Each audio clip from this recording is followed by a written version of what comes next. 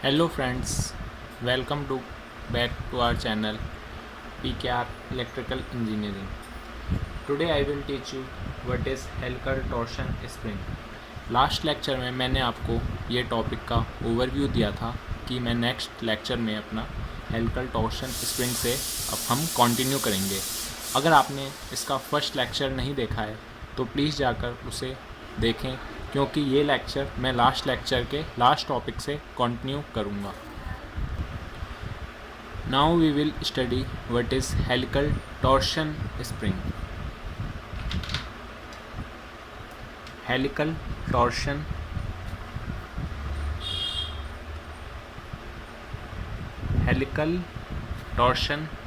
Spring. Torsion meant for, torsion जो term है यहाँ पर, टॉर्शन ये हमेशा टॉर्क के लिए यूज़ होती है। टॉर्क और we can say twist. Torque actually में हमारे शाफ्ट के ट्विस्ट को ही रिप्रेजेंट करता है कि वो शाफ्ट में कितनी फ्लेक्सिबिलिटी है, वो कितने एंगल तक अपने आप को ट्विस्ट कर सकती है। ट्विस्ट।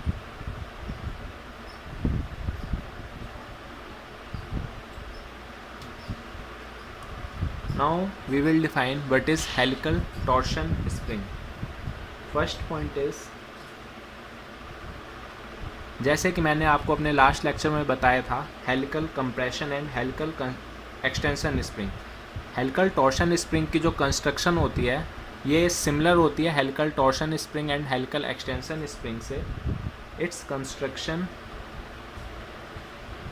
इसकी जो कंस्ट्रक्शन होती है, मतलब इसकी जो डिज़ाइनिंग होती है, इट्स कंस्ट्रक्शन इज सिमिलर। मैं शॉर्ट फॉर्म्स में लिखूंगा, स्पेलिंग को माइंड मत करना। Its construction is similar to helical compression and extension spring.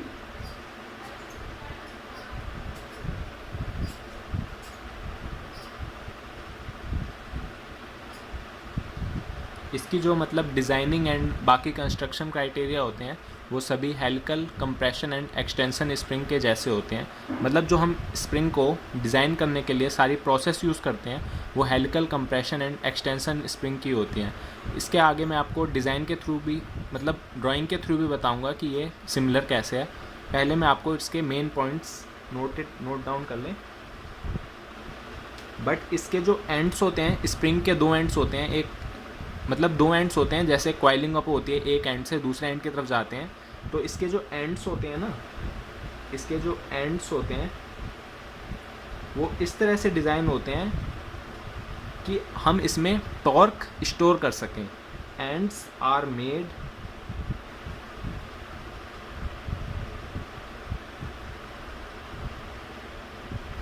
In such a way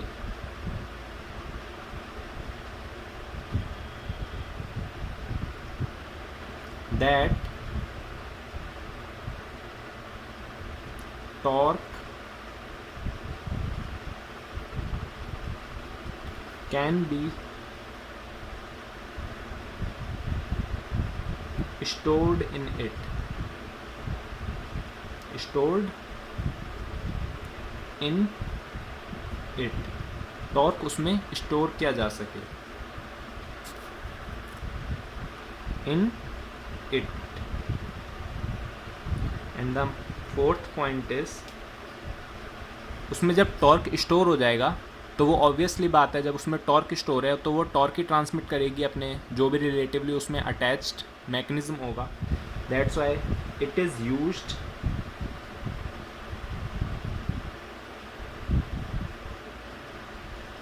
to transmit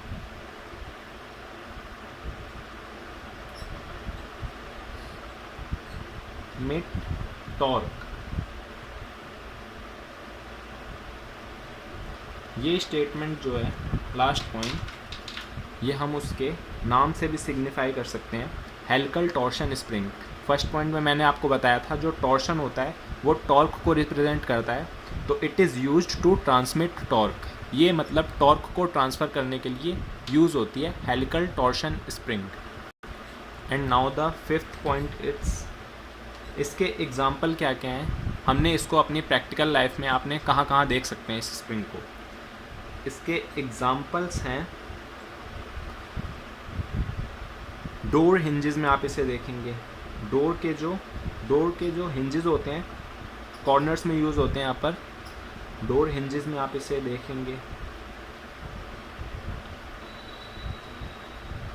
brush holders में आप इन्हें देखेंगे।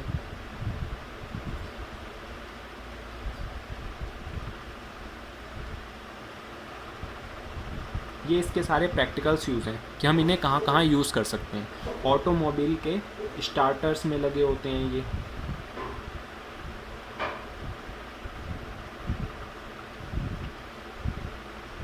जहाँ पे आप अपनी की प्लग इन करते हैं ना, वहाँ पे जब ट्विस्ट करते हैं तो वहाँ पे ये हेलिकल टॉर्शन स्प्रिंग होती है जो स्प्रिंग की टॉर्क को इंजन तक ट्रांसमिट करती है और दोबारा अपनी ओरिजिनल पोजीशन पे की को लाके लीव कर देती है। तो ऑटोमोबाइल स्टार्टर्स में लगे होते हैं।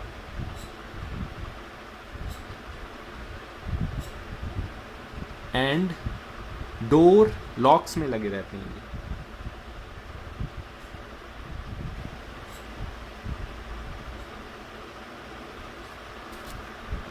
अब मैं with the help of figure आपको बताना चाहूँगा कि हेलिकल टॉर्शन स्प्रिंग एक्चुअली में होती क्या है। जैसे कि आप ये फिगर देख पा रहे होंगे, हेलिकल टॉर्शन स्प्रिंग की है। इसमें जो हमारा ये एक एंड होता है, ये लेफ्ट हैंड जो एंड होता है हमारा, ये फिक्स्ड रहता है किसी भी पॉइंट से, या पिवोटेड रहता है किसी भी पॉइंट पे हम इस एंड को फिक्स्ड कर देते हैं। और जो हमारा सेकंड एंड होता है ये फ्री होता है, बट इसमें हम ऐसे मैकेनिज़्म डिज़ाइन करते हैं कि हम इस पर लोड अप्लाई कर सकें और इस कॉइल की वाइंडिंग अप होती रहे। जैसे इसका मीन कॉइल जैसे जैसे वाइंडिंग अप होगी इसका मीन कॉइल डायमीटर डिक्रीज़ करता रहेगा। यहाँ पे हम लोड P अप्लाई करते हैं तो टॉर्क मूवमेंट जो होता है हमारा, टॉर्क का फॉर्मूला होता है P क्रॉस R। हमारा जो टॉर्क का फॉर्मूला होता है P क्रॉस R। जैसा कि आप देख सकते हैं ये distance from that point two the axis of spring, ये हमने R ले रखा है। और इस पॉइंट पे जब लोड P लगेगा तो वो इसमें वाइंडिंग अप होती रहेगी इन कॉइल्स की और इसमें टॉर्क स्टोर्ड होता रहेगा। और मैंने जैसा आपको बताया था इसकी कंस्ट्रक्शन जो होती है वो सिमिलर होती है helical compression and extension spring के साथ। मैंने आपको अपने लास्ट लेक्चर में helical compression and extension spring की भी डिस्क्रिप्शन दी थी, मैं एक बार फिर आपको दे देता हूँ, क्योंकि हमें जब हम चीज़ को कंपेयर करके पढ़ते हैं ना तो हमें वो ईजिली अंडरस्टैंड होती है। ये मेरी लास्ट वीडियो की फिगर थी हेलिकल कंप्रेशन स्प्रिंग की एंड हेलिकल एक्सटेंशन स्प्रिंग की। इसमें हम जो लोड अप्लाई कर सकते थे वो सिर्फ एक्सिस के अलॉन्ग और या फिर एक्सिस के पैरेलल कर सकते थे। जैसे इसमें ये इसकी एक्सिस है स्प्रिंग की, तो हम स्प्रिंग के एक्सिस के अलॉन्ग ही लोड अप्लाई कर सकते थे, या तो कंप्रेसिव लोड अप्लाई कर सकते थे हेलिकल कंप्रेसिव स्प्रिंग में, और या तो फिर extension load tensile load apply कर सकते थे हेलिकल टेंसाइल स्प्रिंग में, यानी कि एक्सटेंशन स्प्रिंग में। ये मैंने आपको कल इसकी डिस्क्रिप्शन दी थी। हम स्प्रिंग में जैसे जैसे आगे बढ़ेंगे मैं आपको इसकी और इम्पॉर्टेंट टर्म्स बताते रहूँगा। और ये आज हम पढ़ रहे हैं हेलिकल टॉर्शन स्प्रिंग में, बट हम इसमें अब इसकी एक्सिस के अलॉन्ग कोई लोड नहीं कर रहे हैं, हम इसके परपेंडिकुलरली लोड अप्लाई कर रहे हैं। यहाँ पे ऐसे लोड अप्लाई होगा इस पॉइंट पे P के, इस एक्सिस के परपेंडिकुलर लोड अप्लाई होगा ऊपर से। इसका 3D व्यू मैं आपको यहाँ पे नहीं दिखा सकता। ये एक्सिस एक्स प्लेन पे मान लीजिए, बट अब जो लोड लगेगा वो वाई एक्सिस के अलॉन्ग लगेगा। इसमें P में ऊपर से लोड लगेगा तो ये ऐसे कॉइल्ड अप होती रहेगी, इसकी कॉइलिंग अप होती रहेगी। और जब आप लोड अप्लाई करते रहेंगे, मैंने आपको अपने लास्ट लेक्चर में भी बताया था, जब हम किसी फ्लेक्सिबल एलिमेंट को कॉइलिंग अप करते रहते हैं तो हमें उसमें इलास्टिक लिमिट उस मटेरियल की नोन होनी चाहिए, ताकि वो उसकी इलास्टिक लिमिट में रहे, उसमें कोई परमानेंट डिफॉर्मेशन ना आ जाए जिससे वो फिर दोबारा अपनी ओरिजिनल शेप रिगेन ना कर सके और हम उसे सिर्फ एक बार यूज़ कर पाएँ। क्योंकि ये डोर हिंजेस में आपने देखा होगा, ऑटोमोबाइल स्टार्टर में देखा होगा आपने, वो जब एक बार इंस्टॉल हो जाते हैं तो वो फिर वो अपने लॉन्ग टर्म के लिए रहती हैं यूज़ में। हमें ऐसा नहीं है कि हमने उसको एक बार इंस्टॉल कर दिया, फिर 2 to 3 टाइम्स हमने उसको यूज़ किया, फिर उसमें परमानेंट डिफॉर्मेशन आ गई तो फिर हमें दोबारा उसको रिप्लेस करना पड़े या आउट ऑफ ऑर्डर पुट हो जाए वो। तो हम उसकी इलास्टिक लिमिट डिग्निफाई कर लेते हैं कि ये इतनी इलास्टिक लिमिट है। उसके बाद हम मटेरियल उसको अलॉट करते हैं, हाँ ये इस मटेरियल की इलास्टिक लिमिट इस रेंज तक है, अब हम इसको यूज़ कर सकते हैं। हमें अपना लोड पता होता है कि ये लोड 5 किलो न्यूटन से एक्सीड नहीं करेगा। वो इक्वेशंस होती हैं, हम आगे जब डिज़ाइनिंग करेंगे स्प्रिंग्स की तब हम लोड की वैल्यू भी निकालना सिखाऊंगा आपको। तो जो हमारा लोड होता है वो नॉन लोड होता है कि इसमें इस लोड से ऊपर एक्सीड नहीं करेगा, तो हमें उस हिसाब से हमें स्प्रिंग का मटेरियल चूज़ करना होता है।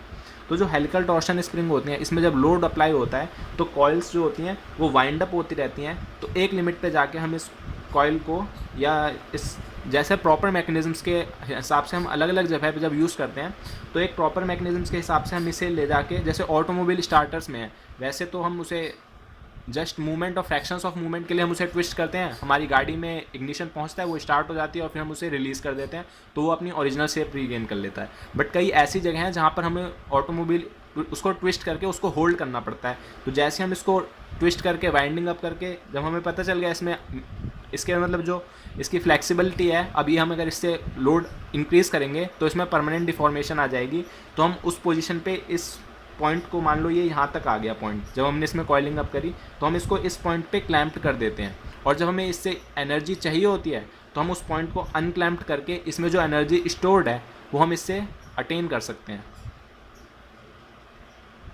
Now we will move forward to study next type of spring. Next type of spring है मल्टी लीफ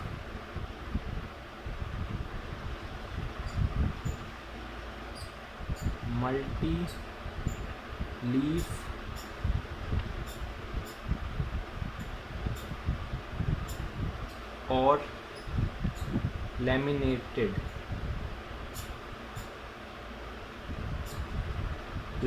टर्म मैं आपको डिफाइन करूंगा why it is used here. Laminated spring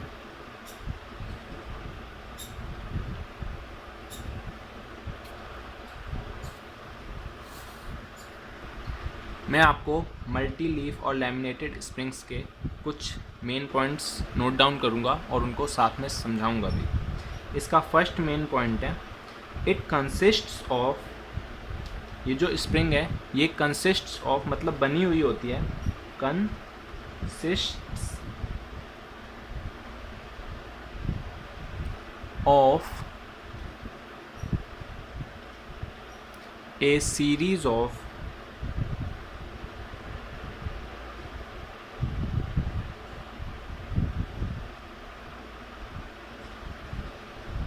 flat plates.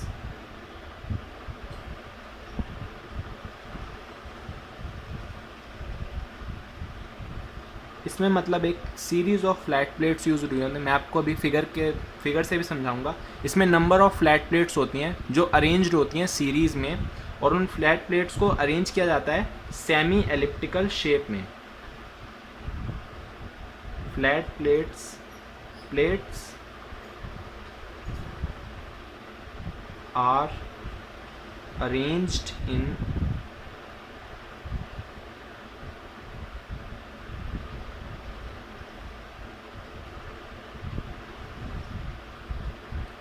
semi elliptical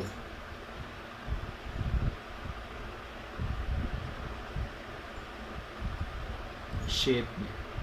उस plates होती हैं वो semi elliptical shape में arranged रहती हैं, और उन प्लेट्स की all plates have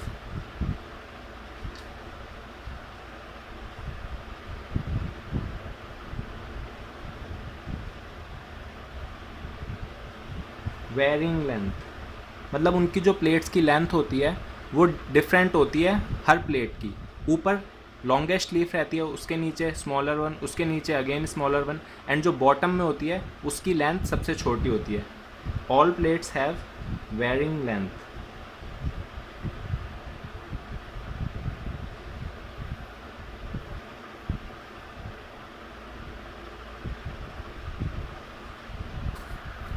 and fourth one point is all plates are and all plates are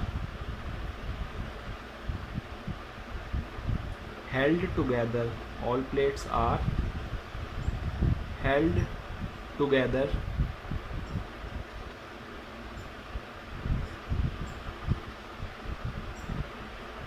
इसमें क्योंकि हम नॉर्मल बोल्टिंग नहीं अप्लाई कर सकते, क्योंकि हमें इन्हें चेसिस में मतलब एडजस्टेबली अरेंज करना होता है, तो एक दूसरी प्लेट्स में आराम से बोल्टिंग नहीं, तो इसमें से स्पेशल टाइप की अरेंजमेंट यूज़ होती है उनको होल्ड करने के लिए.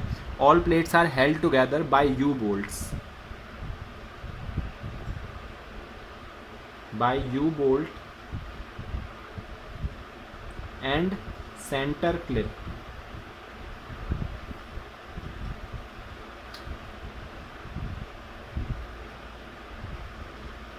And fifth point is longest leaf जो होती है उनमें longest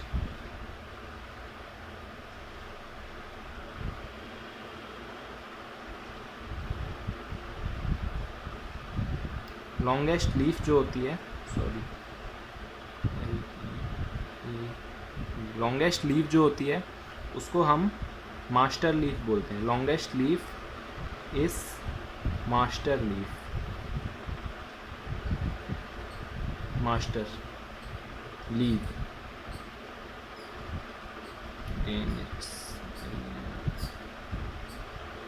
Okay, that term it is as leaf. Don't mind the spelling please.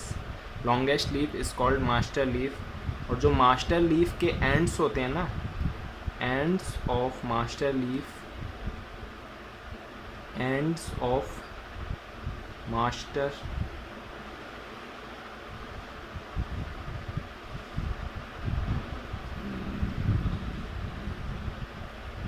master leaf are bent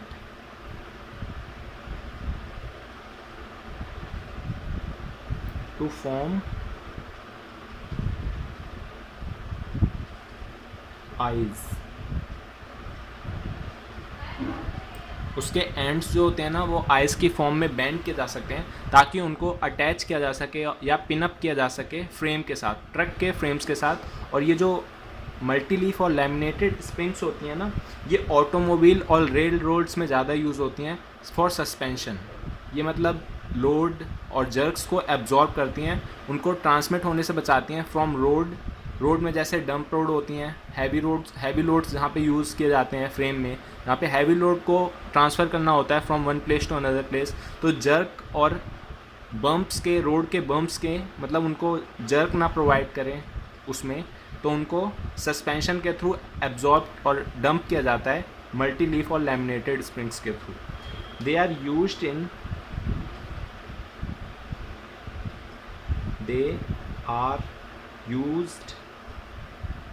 in automobile sector. जो इनका वाइडली यूज होता है वो ऑटोमोबाइल सेक्टर्स में यूज होता है.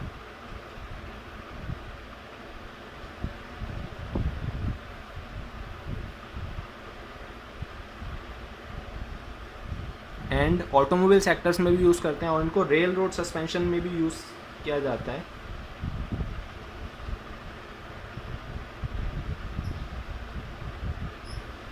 बट वाइडली यूज इसका ऑटोमोबाइल में भी होता है. ऑटोमोबाइल में इसका वाइडली यूज होता है. आप बहुत कम देखेंगे कि इनको रेल रोड्स में यूज़ किया जा रहा है. ऑटोमोबाइल में इसका बहुत यूज़ होता है. आपने जनरली ट्रक्स में भी देखी होंगी, मैं अगर आपको इसका भी फिगर दिखा दूंगा तो. They are used widely in automobile and rail road suspension.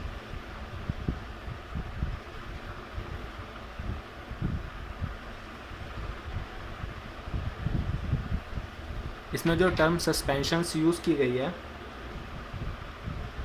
वो ये भी नोट करती है, आपने सॉकर्स देखे होंगे बाइल में, साइकिल्स में आते हैं, बाइसिकल सॉकर्स आते हैं, तो सस्पेंशन जस्ट सॉकर्स को डिनोट करता है जो शॉक्स को फ्रॉम रोड्स टू पैसेंजर तक ट्रांसमिट ना होने दे, खुद ही सस्पेंड और एक्सपेंड और कंप्रेस होकर उस शॉक को एब्जॉर्ब कर ले.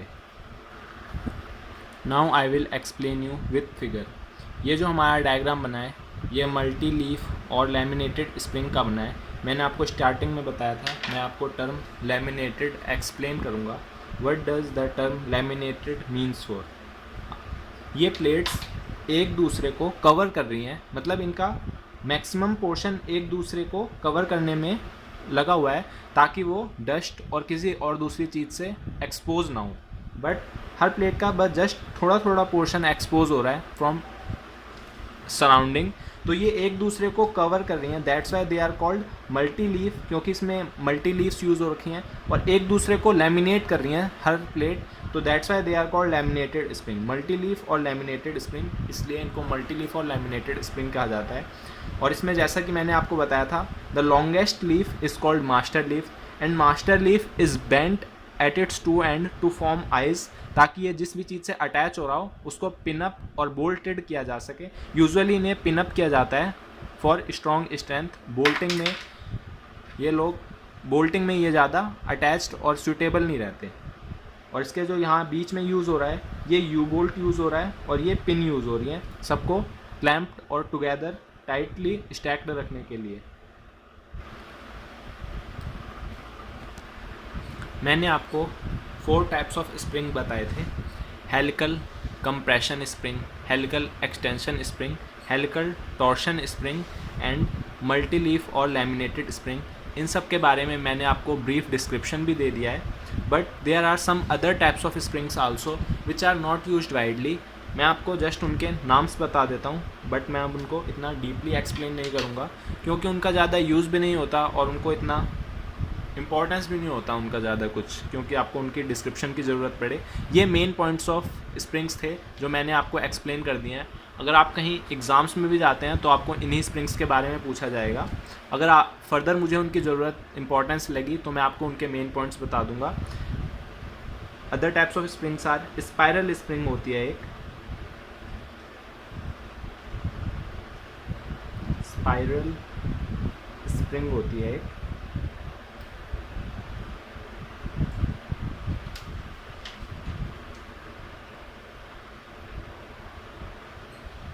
एंड एक बेवेल स्प्रिंग होती है, सॉरी डेलेविले स्प्रिंग होती है।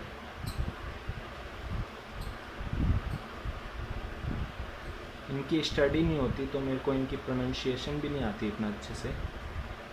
और एक होती है, और एक स्पाइरल स्प्रिंग ही होती है, सॉरी हेलिकल स्प्रिंग ही होती है, बट उसका रेक्टेंगुलर क्रॉस सेक्शन होता है। हेलिकल स्प्रिंग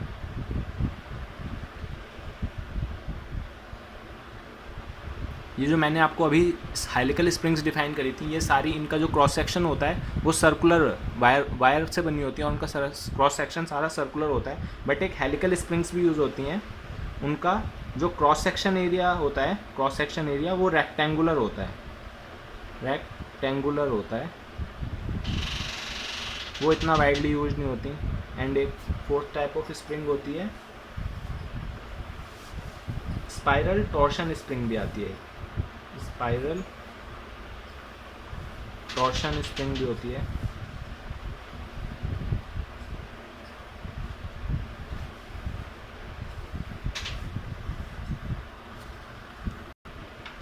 ओके फ्रेंड्स, आज की क्लास में इतना ही। अगर आपको ये वीडियो पसंद आई हो तो please like, share and subscribe करें, और प्लीज़ मुझे कमेंट करके बताएं कि आपको और किस टॉपिक पे ये शॉर्ट नोट्स चाहिए, ताकि मैं आपकी उसके अकॉर्डिंगली अपने नोट्स बना सकूं और आपकी हेल्प कर सकूं। आपको ये शॉर्ट नोट्स, बिलीव करो, ये शॉर्ट नोट्स आपको उस चीज़ को समझने के लिए बहुत ही कॉम्पैक्ट तरीके में आपको मैं समझाऊंगा। आप देख सकते होंगे, जैसे आपको मल्टी लीफ और लैमिनेटेड स्प्रिंग समझनी थी तो मैंने जस्ट उनका 5 या 6 पॉइंट्स में आपको ब्रीफ डिस्क्रिप्शन दे दिया कि एक्चुअली में मल्टी लीफ और लैमिनेटेड स्प्रिंग्स होती कहाँ हैं, इनको कहाँ यूज़ करते हैं। They are generally used in automobile और रेल रोड सस्पेंशंस में यूज़ होती हैं, क्योंकि इनकी कंस्ट्रक्शन इतनी हैवी होती है, इनको हम नॉर्मल कहीं पे यूज़ नहीं कर सकते। जैसे कि helical compression and helical torsion springs होती हैं हमारी, उनकी कंस्ट्रक्शन बहुत ईजी होती है, तो हम उनको कहीं भी यूज़ कर सकते हैं। मैंने आपको हेलिकल टॉर्शन स्प्रिंग के बारे में बताया था, मैं एक बार और रिव्यू कर देता हूँ। ये टॉर्क ट्रांसमिशन के लिए यूज़ होती हैं, और helical compression and extension spring just load को एक्सिस के अलॉन्ग ट्रांसमिट कर सकती हैं, बट वो अपने टॉर्शन में नहीं वो टॉर्शन मतलब टॉर्क नहीं ट्रांसमिट कर सकती सर्कुलर शेप में, इसीलिए हमको हेलिकल टॉर्शन स्प्रिंग बनानी पड़ी। जो हमारी नई टाइप्स ऑफ स्प्रिंग होती है उसमें ज़रूर कुछ एक ऐसी कोई प्रॉपर्टी होती है जो उसके पिछले में मतलब उसके अर्लियर वन वर्जन में नहीं पाई जाती, जैसे कि helical compression and extension spring में हम उसमें सर्कुलर टॉर्क ट्रांसमिट नहीं कर सकते थे, इसलिए हमें नई स्टडी निकालनी पड़ी what is helical torsion spring. हमें इसे डिज़ाइन करना पड़ा ताकि हम टॉर्क भी ट्रांसमिट कर सकें। जैसे कि हेलिकल टॉर्शन स्प्रिंग अब हैवी लोड्स नहीं ले सकती, इसलिए हमें मल्टी लीफ और लैमिनेटेड स्प्रिंग को स्टडी करना पड़ा, उसको बनाना पड़ा वो जो कि हैवी लोड भी ट्रांसमिट कर सके। अब मल्टी लीफ और लैमिनेटेड स्प्रिंग्स भी कई ऐसे फंक्शन होंगे जो मैं आपको आगे इनके थोड़े बहुत पॉइंट्स बता दूंगा। जो स्पाइरल स्प्रिंग जो काम कर सकते हैं वो सिर्फ स्पाइरल स्प्रिंग ही काम कर सकती है। वैसे spiral spring generally short light loads के लिए यूज़ होती है। Bevel spring generally heavy load और लाइट लोड के लिए भी यूज़ होती है। Helical spring with cross section rectangular area ये भी लाइट लोड के लिए यूज़ होती है। स्पाइरल टॉर्शन स्प्रिंग ये टॉर्क ट्रांसमिशन के लिए यूज़ होती है। Okay friend, this is it. अगर आपको फर्दर किसी और टॉपिक पे ऐसे शॉर्ट नोट्स चाहिए तो प्लीज़ मुझे कमेंट करके बताएं, मैं उस टॉपिक पे आपको शॉर्ट नोट्स प्रिपेयर करके बना दूंगा।